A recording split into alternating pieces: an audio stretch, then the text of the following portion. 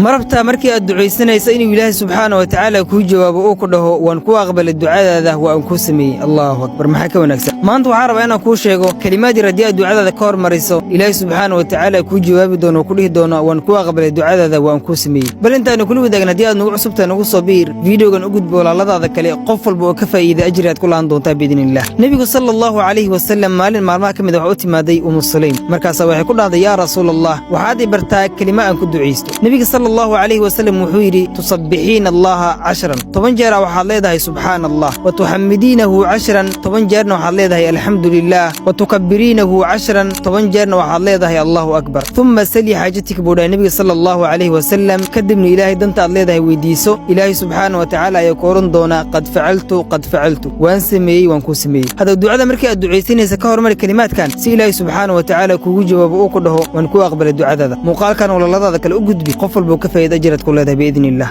assalamu alaykum